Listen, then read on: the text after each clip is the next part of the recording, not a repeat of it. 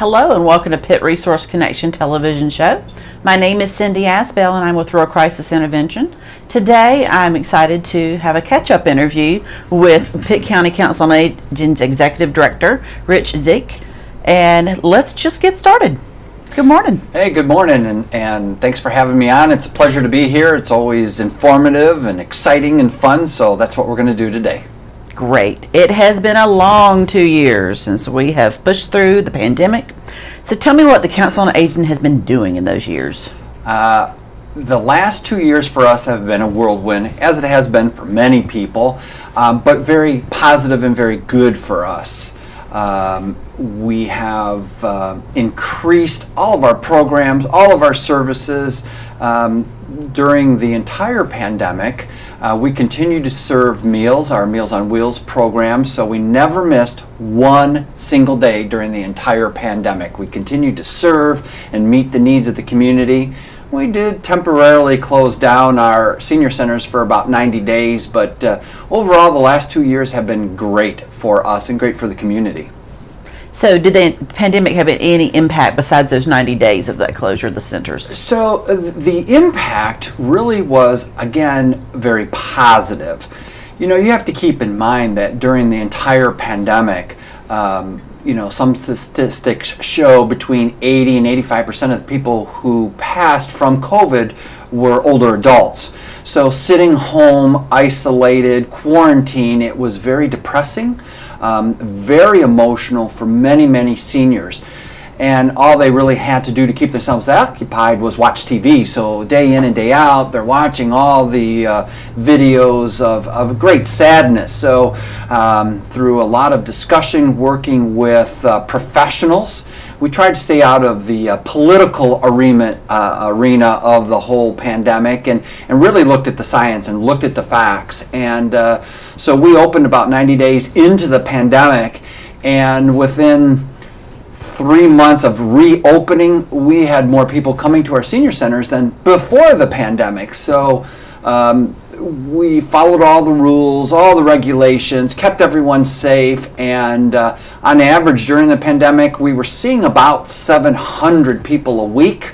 We're currently seeing about 800 people, so if it was not a safe environment, you would have seen us on the front page of the world news and the newspapers, but we didn't. And so we really, the pandemic was really good for us in the sense that it gave people a place to go, of safe haven, health-wise, safety-wise, and continue to live, because many of them are in the twilights and they just didn't want to be home alone. So the immediate impact was that it brought awareness to the community who we are and what we did, because there was so many people not open and we were, so they tried us out and so forth. So from that perspective, it really impacted us to the positive.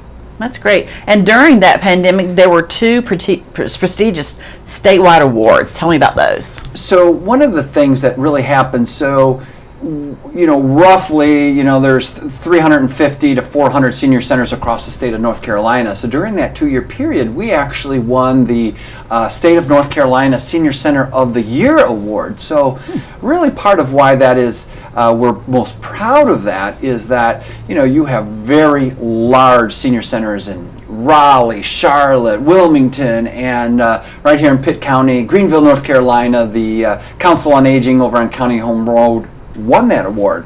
And then a year later, the Department of Adult Aging, or DAS, gave out an award that's called the Edward Messer Award, which is a community engagement that promotes seniors, and there's been some famous recipients in the past, major cities and hospitals, and we actually won that award for what we did during the pandemic. So it's a testament to the staff that we had, that, not only in theory were they putting their lives at risk, but they felt the greater need of the community was that important. And it's kind of a, we're not really big into awards. It's nice when you get them, because the award is just somebody acknowledging what you do, and so it was kind of a cool thing for us to have those two awards during the pandemic. So It's definitely great to have that recognition during such a hard time and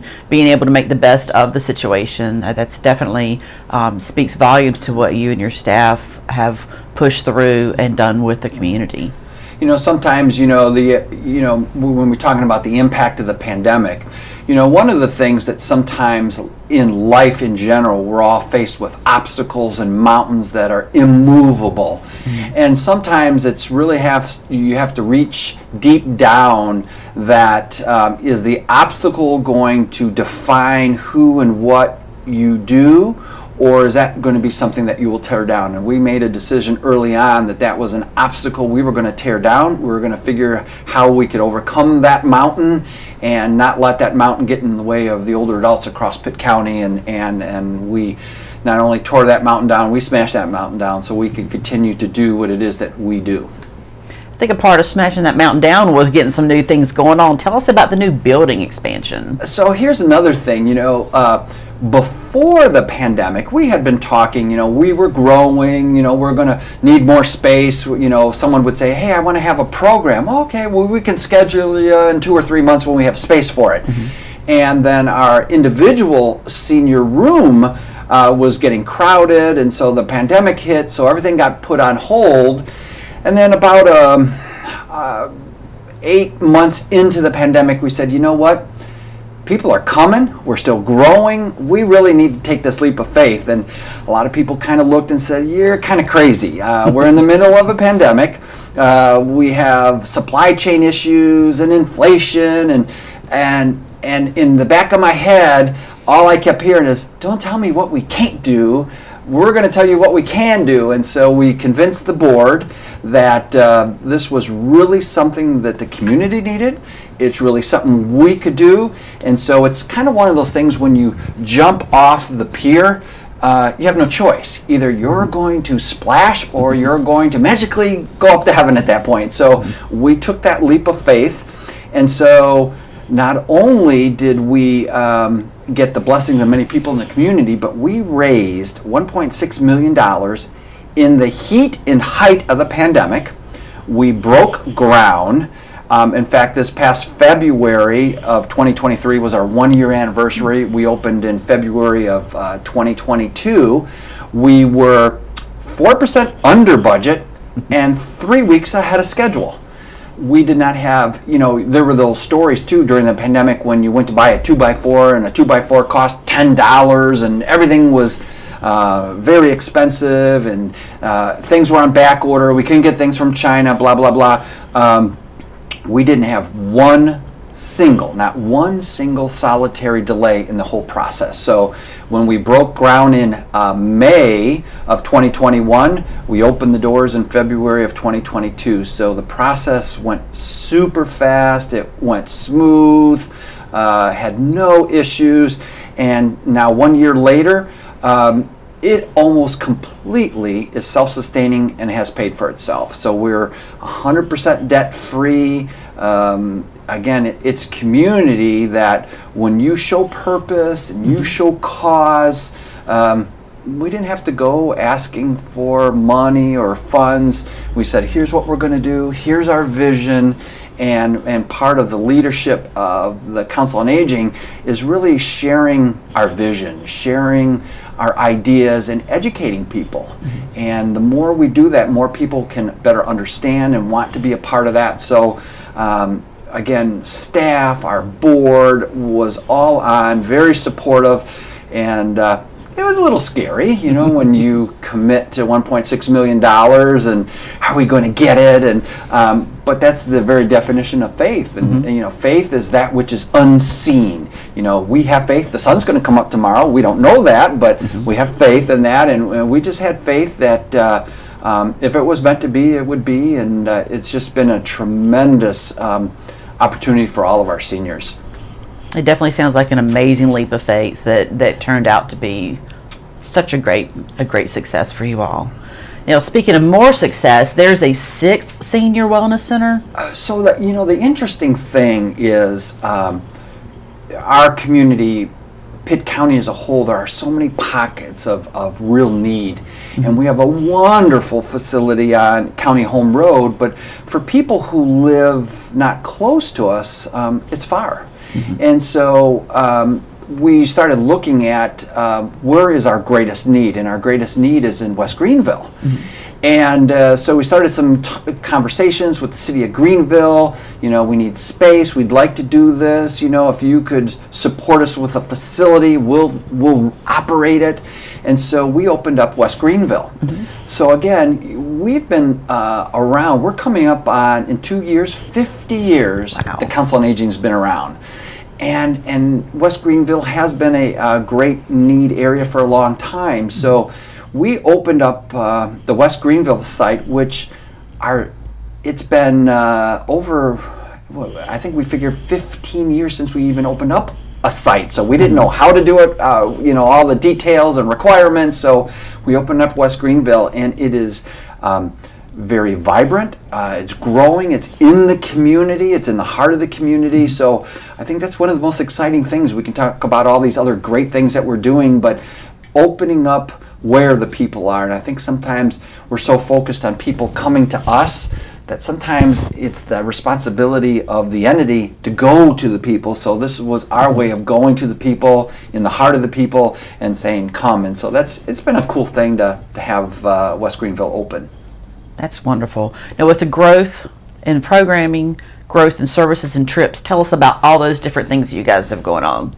Well, I just had a conversation on my way here with someone this morning in an earlier meeting, and there are days that I go out into the facility and say, what are they doing? Oh yeah, well, we're doing this. We have so many programs. You know, I think part of sometimes the stereotype of a senior center is for old people. It's not. It's a site for people to come and do maybe what they couldn't do when they were younger, maybe with children or caring for loved ones. So the programming is cool things.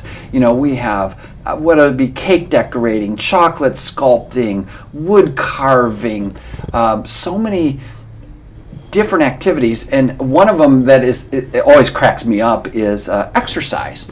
So I do exercise through other people. When they exercise, I just break a sweat. So before the pandemic, when we were still going hot and heavy, and we had one exercise program, and it was usually pretty full. Today, we have 6 programs of exercise that are just full, and some we have to turn people away. Yeah, we're doing things like Zumba and chair exercising, and we even had dance classes like brachata, which is some kind of Dominican Caribbean dancing. There's soul line dancing, and just so many different exercise programs to get people engaged and involved and laughing and being a part. So the exercise has really grown big for us. There's yoga. In fact, we just expanded to another Saturday yoga program because there's so many people involved in that. And so talking about interesting programs, we had a beginner's ballet class. So if you could visualize, because I'm a visual guy of, you know, people 75, 80 years old, plie-ing and doing ballet moves, it was very interesting, but it's something that, you know, I think sometimes we figure, well, I'm too old for that, or, you know, I'm past that. We want to give people opportunities to dream, to do what they want and not what society tells them they can or can't do, or what their family tells them they can't do. So we really do things that stimulate the mind, and it just cracks me up when it's actually reverse shaming. I feel shame because they can do things that I can't do, and so I live vicariously through many of our seniors when they're laughing and doing all these fun things. And but the programming part of it has just exploded with so many different programs. Card games. There's games that I've never even heard of. Some kind of Ruma I don't know. Is it Rubik Cube? Something like rum that. Rum Cubu or rum something. But there was a group of 15 people playing, and all kinds of card games and quilters and knitters and crocheting, and they just come and fellowship and laugh and just talk. And the other thing that is really incredible for us is the diversity of people who come to our place. You know, it used to be a place that people in their own minds, oh, that's the kind of people that go there. Now, you know, we have rich folk, poor folk, white, black, younger, older, and then men. You know, our place hardly ever had men, and now, in fact, we had a donation of a second pool table because there will be 12 people in the pool room, and half of them are women shooting pool. But it's again, maybe when they're younger, women don't shoot pool, and now no one can tell me what to do, and they shoot pool, and so it's. I think part of what the Council on Aging is really about is second chances of coming, doing things that maybe you never thought you could do, and you know, trips is a good example. We have, for this year, 2023, we have 6 trips, you know, whether it's Savannah or Nashville or whatever, and they're all sold out. Wow. And, you know, you've got 40-some people. We have a trip going to Iceland. We have a trip going to the Grand Canyon. And so what's interesting about that is that it's, again, part of the diversity of the people that come to us is that if you can afford it, great. Vermont, for example, we sold that bus out in 2 months, and there's 40 people on a bus or whatever. We had to get a second bus, and it's just about sold out. Wow. We have 80 people going on a bus to Vermont. Again, it's the supply is there, the demand is there, so we're providing opportunities for the community of where they are, what their needs are, and what they need. So that is part of, excuse me, of the kind of fun things that we're doing and looking for to get people involved in our community, and it's working. You know, we're going to Nashville for Christmas. That sold out in January for December's trip. We had to add a Biltmore trip. So now we have 7 trips lined up, and next year we're going to Spain. And so when you talk about programs and services and trips, you got to call, you got to stop in. If you haven't been there in the last year or two, it's not the same place. Definitely sounds like so much is going on. Now, one of the first things a lot of people in our community, in addition to all these programs, one of the things that people really think about with Council on Aging is the Meals on Wheels program. Can you update us on that? Sure. The Meals on Wheels program. So again, as you can imagine, during the pandemic, there were a lot of people who, because of their health conditions, did stay home, and the needs were really magnified. Before the pandemic, if people were in need, they still could get people to take them places and do things, but the pandemic really opened up a window into the real need of our community. We already knew, you know, we had waiting lists, there were a lot of people out there, but it really brought forth a lot of desperation. And so, you know, how were we going to rise to meet those needs? And it gets back to the educating of the community of, you know, here's what's happening. You know, there was some funding. We didn't do a lot of the funding because we felt there were other agencies that needed that money more than what we did. We were going to do it the way we've always done it, grassroots, through the community, through donors. So we today, so pre-pandemic, we were probably feeding about 250 to 275 people a day. Today we're feeding 400 people. Wow. So that part, and you know, feeding people is one thing, but how do you sustain that? You know, if someone donates to you or gives you a grant or give you funding, it's great for a year, but then what happens in a year when those people don't give back to you anymore? So do you go to the people you're feeding and say, hey, we got to stop feeding you, we have no more money? So we as an agency have to look at sustainability. It's great to get funds. It's great to get donations, but how do you maintain that? How do you keep it going so that you can continue your services? So with that significant increase in the needs in the community, again, people have stepped up, have committed. New donors that we never even knew who they were have stepped up, and we still have about 100 people on the waiting list. So yeah, we're feeding 400. We still have about 100 people on the waiting list, and I suspect there's more than 100 people waiting. But part of it is how can we reach the unreachable? The people who live in the rural, isolated areas. There's a lot of pride still of people who really need it but don't ask. And people ask me all the time or comment, well, we have great food banks, we have great pantries, and we do. Except the people we serve, they can't get there. And they have very limited resources on people, hey, can you take me to go get some food? And it's a lot more challenging than the average person believes. So it's a very unique part, but Meals on Wheels continues to grow. We continue to serve, and I think the thing also about Meals on Wheels is, yes, it provides a meal, but the reality is it provides a safety check, a wellness check, and particularly during the pandemic. Again, you had many people unknown, fearful, and that goes both ways with the recipient and the volunteers. So I mentioned earlier that we never missed one day of delivering meals. So during the whole, there was a lot of misinformation and worry and concern. Volunteers still continued to serve.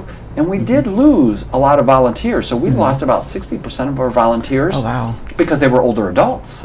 And so we had the next generation of people maybe who got laid off or were staying at home to step up and volunteer. So we had a lot of moms, other people who maybe had good health. So that was the interesting part is, yeah, we lost 60%, but within 60 days, 90 days, not only did we gain the 60% back, but we had more volunteers than we did before the pandemic. So that's great. So again, the impact, it's no different than when we see disasters, how people come out of the woodwork to help. And the pandemic was a disaster. And so people stepped up to help and serve, and what can I do? And it reinvigorated us of our community of what they're willing to do. Sometimes maybe putting their own health and well-being at risk, but to serve as best as they could to make sure things were safe for them, safe for the clients. So Meals on Wheels continues to flourish in Pitt County. It's always an opportunity for people to help and serve in that role as well. Fantastic. It's amazing to hear about that growth and just people stepping up and coming to and helping sustain that program. So can you give me an update about the fall prevention and the home safety that you all do? So there's another example of what the pandemic did is more people stayed home, stayed in their house, and it really exposed the living conditions, particularly for older people.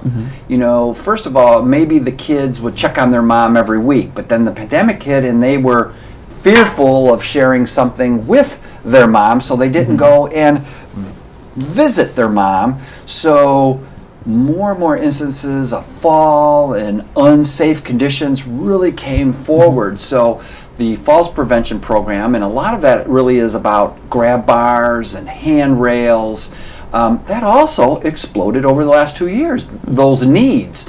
So again, through communicating, through social media and so forth, getting the word out of who we are, what we do, people had more time to look at that stuff. So we're saying, oh, they do grab bars, and my mom need one, and they would call. So that program has almost doubled in size over the last 2 years. Wow. We do private pay, because one of the biggest concerns for many older adults is scams and who can I trust. And so we have contractors that work for the Council on Aging. So when someone goes into someone's home, it's the Council on Aging that's going into your home installing your grab bar. So that trust factor is what we rely on for seniors to trust us. We'll get it done right. And so, and when you look at falls, falls is one of the top 5 leading causes of death of people 75 and older.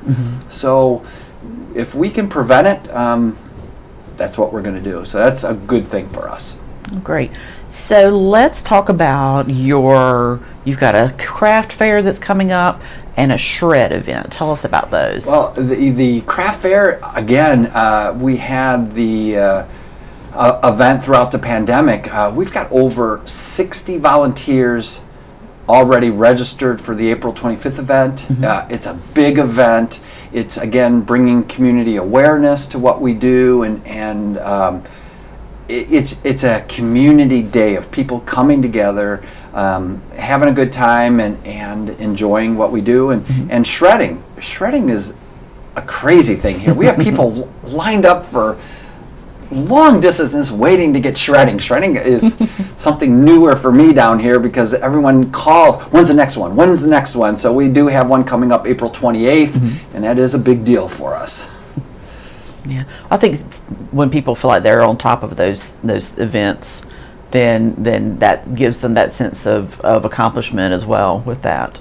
So if we can wrap up with you telling me about your opportunities for employment, volunteering, and service with Council on Aging. Well, one of the good things about bad things about nonprofits is we're always understaffed and overworked, and so there's not a whole lot of opportunities. And plus, with us at the Council on Aging, we have a lot of people who maybe are in semi-retirement, not looking for full-time, so there are always opportunities at the Council on Aging, particularly as we continue to grow and meet the needs.